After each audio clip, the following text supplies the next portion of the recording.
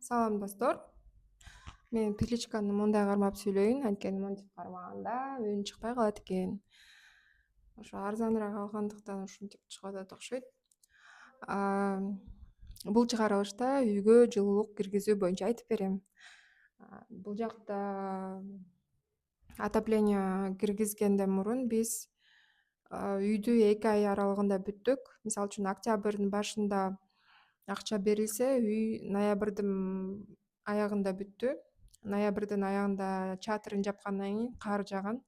Ошол эсимде калыптыр. Ноябрдын аягында ошо үйдү бүттүк. Анан биз негизи августтун башында баштаганбыз. Августта бизге фундамент куюлду. Анан акча жагынан маселе болуп калып, мурунку ала турган жердин ээси ошо акчасын өз убагында таап бере албай калды. Анан башка үйдүн ээсин тапканга убакыт кетип, октябрдын башында ошо акчасын бердик. Ошондуктан үй негизи 1 ай аралыгында бүтмөк болчу, бирок ошол биз кармалып калган үчүн үй 2 айда бүттү. Анткени ошол учурдагы усталар ошо бир туруктуу ошол иштей турган усталар ошентип баш аламан болуп эме ошондой болуп калды да, 2 ай бүткөнгө туура келип калды деп түшүндүрүштү да. Силер акча бере албай калган үчүн убагында депчи. Анан отопление киргизерде биз декабрдын башына дал келип калды да. Анан башка салып жаткан компанияларга барып сүйлөшкөндө алар где-то 70, 180, 200гө чейин акчаны чапчып жатты. Мына ошол акчага бүтөт, установкасы, орнотуп берүүсү, материал бизден болот деп ошентип жатышты да. Анан бизге аябай көп акча көрүндү. 64 метр квадратка 180 миң, 200 миңге чейин отопление киргизгенчи. Анан эме дедик дагы издештирип караштырып көрөлү тааныштар аркылуу депчи. Анан бизге сөзсүз түрдө эле терезелердин астына отопление коюштун кереги эмес болчу. Анткени могу ашканада бизде менин планым боюнча, өзүмдүн элестетүүм боюнча, өзүмдүн проектим боюнча раковина коюлмак. Балким идиш жуугуч коюлуп калмак. Мен өзүм деле билбейм. Анткени элестетүүм менен эле бул жак эметилген да, салынган. Стиральный машина коюлмай болду. Анан панорамный терезеге болсо отоплениени коюштун кереги жок деп ойлодум да. Анткени чоң панорамный терезе болсо отопление мындай биринчиден көрүнүштү бузуп коет. Анан эгерде батарейка коюла турган болсо, менин оюмда да ошентип ойлоп атам. Батарейка коюла турган болсо, анда панорамный терезенин эмне кереги бар деп ушинтип ойлодум да. Анан мен мастерди издедим да, менин оюмдагыдай анан кичине арзаныраак кылып, анан салып берсек деген мастерди издеп жүрдүк. Анан ошо бир байкеге дал келип калдык.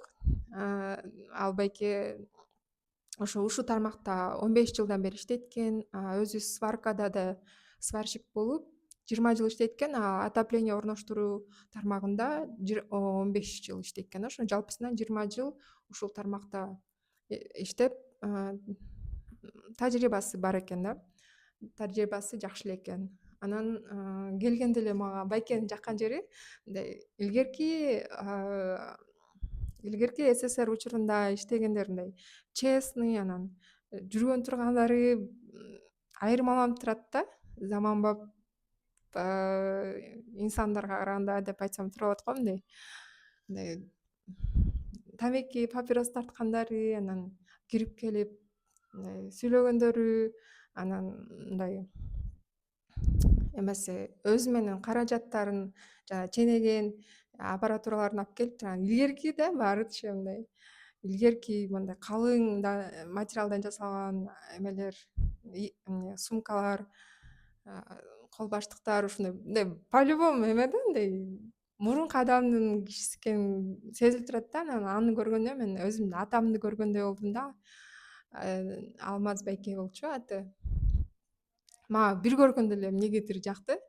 Мен ойлоп койдум ушу бир нерсеге макул болордо, материал аларда адам сатып жаткан адам же бир нерсени сунуштап жаткан адамдан көп нерсе а, зависит деген кыргызча болот. Ошондон көз каранды окшойт деп ойлоп койдум да. Анан сразу дароо эле жактырдым дагы, анан макулдашылдык. Анан Алмазбек айтып атпайбы башында элечи, мен айтып коеюн, мен башында макул болушат дейт да. Кардаралар менен макул болушат, ооба дешет да, бирок сөзсүз түрдө силер жасаткандан кийин келип могу жери мондой болуп калыптыр, могу жери монтип койсоңор болмок, антип койсоңор болмок, анан деген сөзсүз болот депчи. Анан ошондой комментарийге башка бирөөлөрдүн оюна ооп, анан дагы 20 жолу айнып, анан ошентип көрбөгүлө деп айткан да.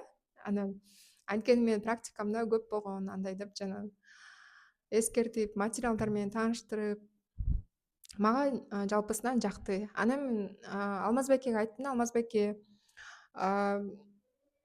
ошо терезелердин алдына койбой эле койгула деп айтып аткан себебин айттым.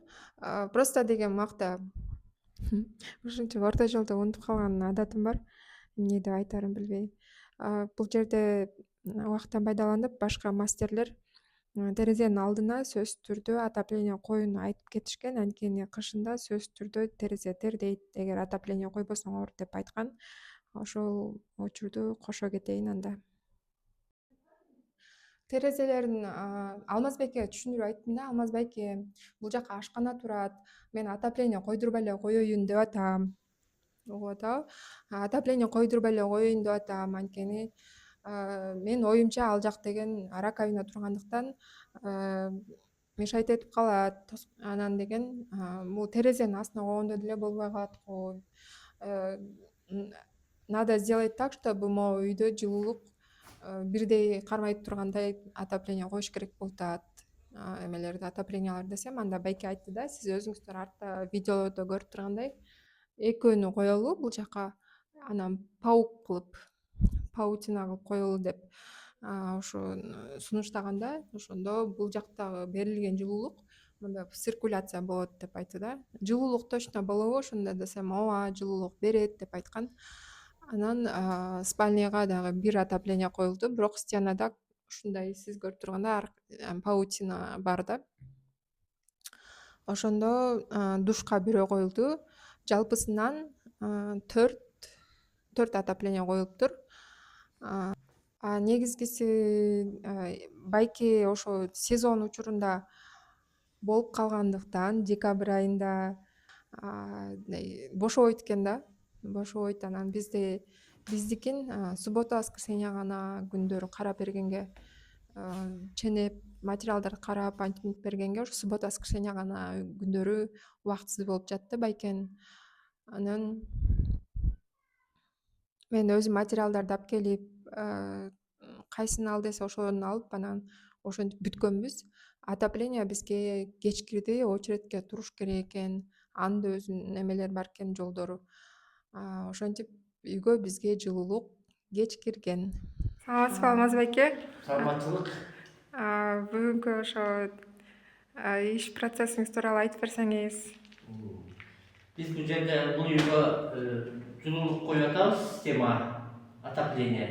Бул үй болсо эвелос стилде салынган үй. Коюп бүттүңөр да уже отопленияны.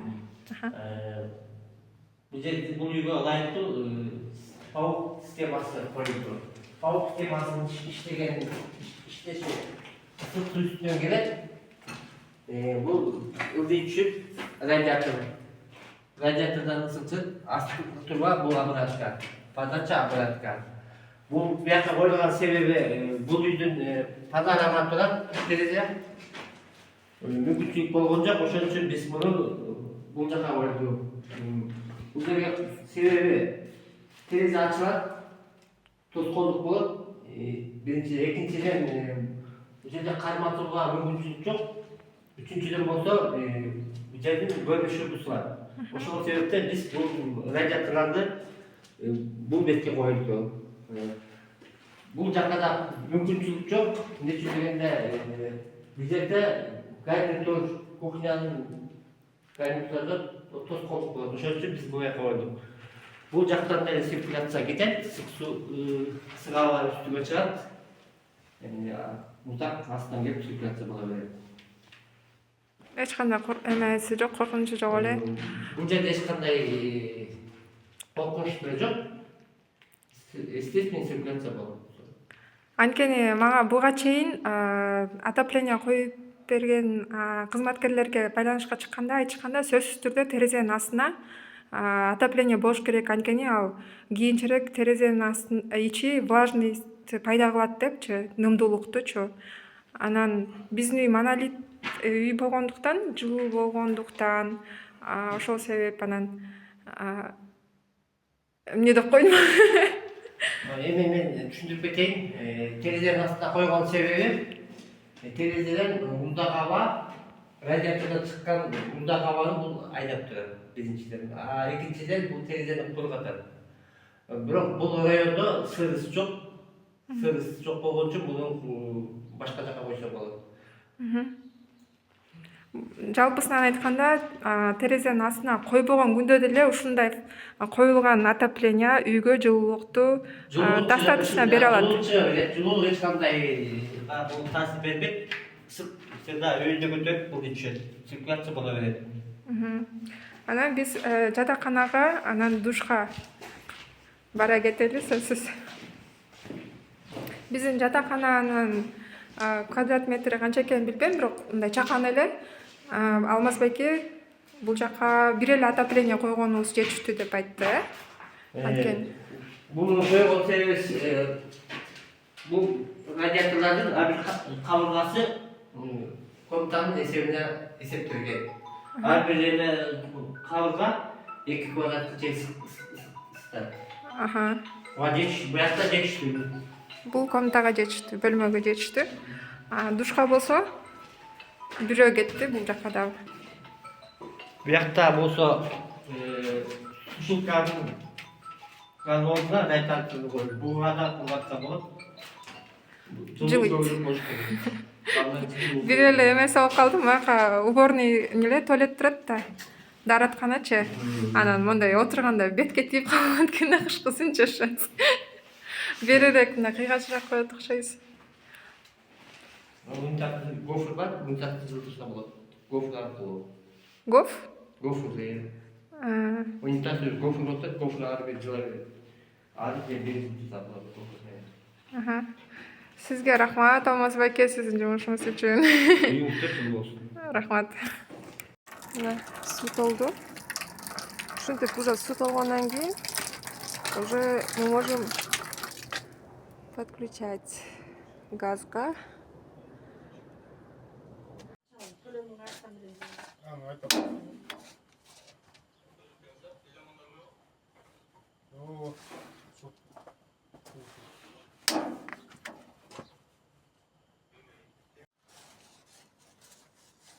Ne oldu gitti?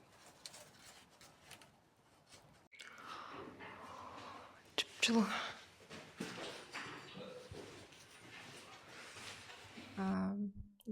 Быйыл кышында суук эле болду.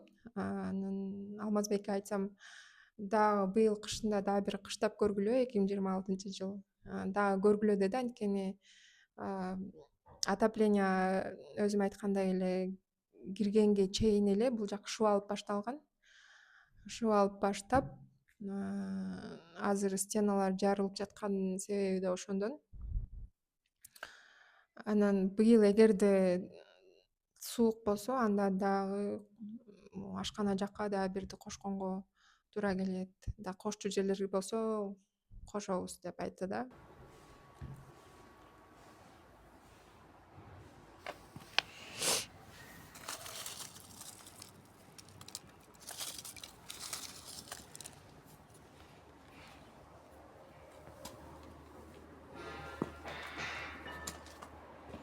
Саламатсызбы? Саламатсыз.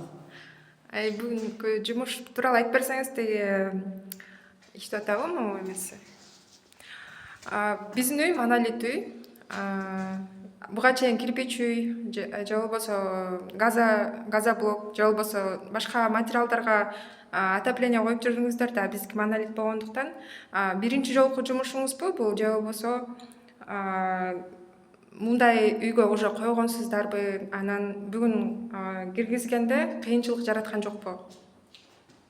Бұл үйге бірінші жол көріп атабыз, бетон үйгө. Бетон үй деген теш кичине оорураак экен. Канчалык деңгээлде оор болду? Ар кандай болот экен, бетондун калыңдыгы, чукасына калыңдыгы, анын арасынан арматура чыгып калат кээ бир жерден. Мисалы үчүн бүгүн сиз бир киргизиптирсиз труба. Ушул тууралуу айтып берсеңиз, Бул тешкенде азыр оор эле болду. Анан мына себептен арматура чыгып калды. Ошо арматура кичине кыйнап койду. Кайра бери жылдырып, бери жагын тештик кичине. Ошол болгону. Башка үйлөрдү болсо, кирпич үйлөрдү кичине жеңилирээк болот. Аны деле жеңил эмес, баягы кандай случай, анда деле зым чыгып калышы мүмкүн, анда деле темир чыгып калышы мүмкүн арматура. Алардыкы буга караганда кичине жеңилирээк. Мен айтып жаткан отопление радиатор деп айтылат экен. Радиатордун жалпысынан 3 түрү бар деп түшүндүрүп берди Алмаз байке. Бул бийим материалдан жасалган радиатор, чугун материалынан жасалган радиатор жана алюминий материалынан жасалган радиатор. Чугундан жасалган батарейкаларды силер деле көрүп жүрөсүңөр. Ал калың сапаттуу темирден жасалат. Мектептерден, илгерки көп кабаттуу үйлөрдөн кездештирсе болот. Жер үйлөрдө мурунку салынган чоң ата, чоң энелерибиздин үйлөрүнөн көрүп жүргөн калың батарейкалар чугундан жасалгандар. Биздики 3-чү түрү коюлду, алюминийден жасалганы. Алмаз байкенин айтуусу боюнча жер үйгө алюминий туура болот деп кеңешин берди. Ал эми бийим материал менен чугундан жасалган радиаторлор булар көп кабаттуу үйлөргө ылайыкталып жасалып, ал жакта жылуулук берүү напору көп болгондуктан биринчи менен экинчи түрү көп коюлат экен. Баасы жагынан дагы бийим материал менен чугундан жасалган радиаторлор ал да канча кымбатыраак турат деп айтты. Бирок мен өзүм барып баасын тактап биле алган жокмун, себеби жасалган материалдын сапатын угуп эле сураштырып көргөндөн тартындым. Эгерде алюминийдин баасы кымбат болуп жатса, демек беркилердин баасы 2 эсе кымбат болуш керек деп ойлодум да. Биздин материалга жалпысынан 73.730 сом кетти. Орноштуруп берүү баасы 25.000 сомду камтыды. Жалпы 98.730 сом кетти. Чугунный менен алюминий радиатордун айырмачылыгы, чугунныйдын ичине суу көбүрөөк батат, 120 ваттка чейин ысып берет экен. Өчүргөндөн кийин ысыгы көпкө чейин тарабай турат экен. Ал эми алюминийда ар бир кабырга деп коет экен, ар бир кабыргасы 200 ваттка чейин ысып, бирок ичине суу куйганда аз эле суу батат. Өчүргөндөн кийин жылуулугу баттарап кетет экен. Ошонусунан айырмаланып турат экен. 2 айлык жылуулукка болгон төлөм 7.641 сом февраль айына кетти, январь айына 5.110 сом кетти. Жалпы 12.751 сом кетти. Үнөмдүү болду деп айтсам жаңылышпайм го дейм. Видеонун аягында бир видеону кошуп кетейин деп атам. Ал видео биздин жер маселеси боюнча декабрь айынан бери жер маселеси чечилбей, документ жагынан чечилбей түшүнбөстүктөр болуп, ошо жаңы жер ээлери менен көп түшүнбөстүктөр болгон. Жазында эле ушул маселе чечилди. Сотко чейин барабыз деп ошого чейин барганбыз. Чоң ызы чогулуп кете жаздаган. Анан аягында алар биз типа уступка кылып атабыз. Силердин ошо 60 сантиметр жетпеген жердин документин каражатын биз толук төлөп беребиз. Силер болсо ошо документке чуркайсыңар деген сүйлөшүү менен бүтүрүлгөн да. Анан ошондо акыркы акчаны берип жатканда кошуналар келип үйгө күбө болуп беришкен. Кат бири-бирибизге ишеним кат жазганбыз. Анан видеода тарттырып алгам. Себеби дегенде айткан сөздү мен антип айткан эмесмин деген учурлар көп болгон. Ошол учурда мен айткан эмесмин деген сөз болбосун деп видеого тарттырып алгам. Ошол видеону бул жака кыстырып кетейин, акыркы видео. Ал китепти качан жасатат? 5 жылдан кийин жасатабы же 3 жылдан кийин жасатабы же 1 жылдан кийин жасатабы белгисиз. Ошон үчүн видео жоголуп кетиши мүмкүн, өчүп кетиши мүмкүн. Бул жака салып коеюн. Эмки эфирге чейин көрүшкөнчө саламатыңыздар. Мына мен ушул 2 сотканын акчасын баарын тең бердим. Жана 60 сантиметр жетпей калган. Ошол 60 сантиметрди Роза эже документин жазат берет. Роза эже айтып коңуз. Сүйлөп коңуз. Жазат берет. Бирок мен акчасын мен чыгарам. Бирок Роза эже өзү чуркап бөлүп жазат берет. Жана ортодо стенаны мен өзүм тосом.